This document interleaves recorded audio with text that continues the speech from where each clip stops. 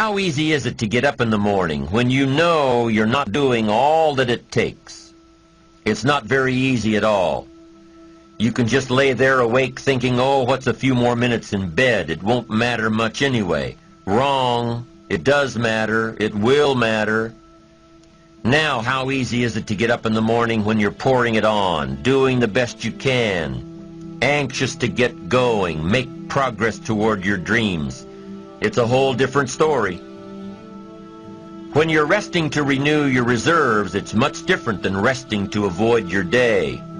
When you're psyched up and excited for your life, when you're excited for what you've planned to accomplish for the day, it's amazing. You'll wake up before the alarm clock even tries to startle you awake. Your successes fuel your ambition. Your successes give you extra energy. Your successes pave the way for more successes. It's the snowball effect. With one success, you're excited to meet another, and another, and another. And pretty soon, the disciplines that were so difficult in the beginning, the disciplines that got you going, are now part of your philosophy. How do you know when you're successful? Do you have to be a millionaire? No. All we ask of you is that you earn all you possibly can. If you earn $10,000 a year and that's the best you can do, that's enough. God and everything else will see to it that you're okay. The key is to just do the best you can. If it's $10,000 a year, wonderful. If it's $100,000 a year, wonderful. If it's $1 million a year, wonderful. It doesn't matter $10,000 a year or $1 million a year. It doesn't matter as long as you've done the best you possibly can. Earn the most you possibly can. Be the most you possibly can. And here's why. The essence of life is growth. The essence of life is growth, to do the best you can. And here's what's interesting. Humans are the only life form that will do less than they possibly can. Humans are the only life form that will settle for less. Every other life form except human beings strive to its maximum capacity. How tall will a tree grow? Approximately. As tall as it possibly can. You never heard of a tree growing half as high as it could. No, trees don't grow half. Trees send their roots down as deep as possible, stretch their limbs up as high as possible, produce every leaf possible and every fruit possible. As a matter of fact, you never heard of a human physically growing half. We keep growing until we're done. Now that's a part of life we can't control. It's genetically coded. And that's probably why we keep growing till we're done. Because we can't control that part. It's the rest of our growing that we control. The growing of our minds, the expansion of our minds, that we can control. And that's what tends to get away from us. All life forms inherently strive to their max except human beings. Now, why wouldn't human beings strive to their maximum possibility? Here's why. Because we've been given the dignity of choice. It makes us different than alligators and trees and birds. The dignity of choice makes us different than all other life forms. And here's the choice.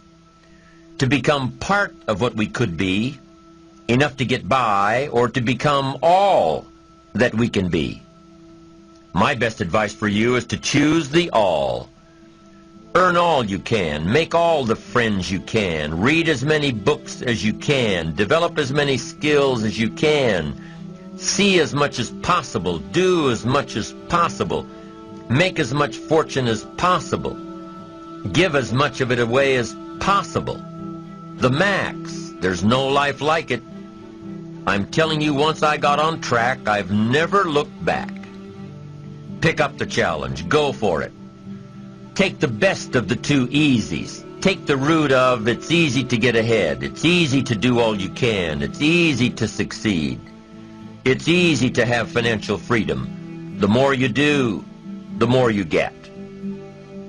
So the two primary benefits of positive reinforcement are, number one, to build good habits, and number two, to create more energy to fuel your ambitions, your desires, your achievements.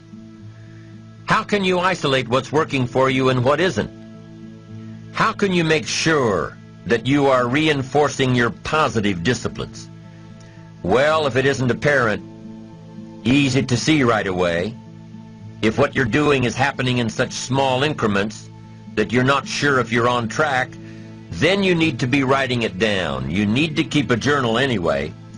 But if you really aren't sure that what you're doing is making measurable progress, you need to keep a written record. You need to write down everything that may be relevant in your day. What you did, who you saw, what you felt, how it may or may not affect you now and in the future.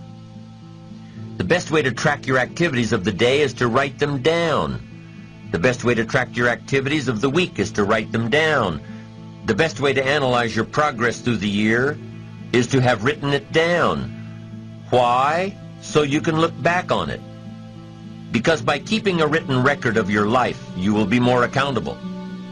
By putting into writing the action steps that you have planned, you will easily see what works and what doesn't. Most people just try to get through the day, never writing anything down, never keeping track of their progress along the way, never really knowing if they are doing all they can to reach their goals, to drive their ambition. But gifted people learn to get from the day. They don't let a day end without picking up some valuable experience, some emotional content, some idea that may positively affect their future. To get the most from a day, to learn the most from a day, you need to be able to reflect on the day. And how can you reflect on a day unless you record it in history?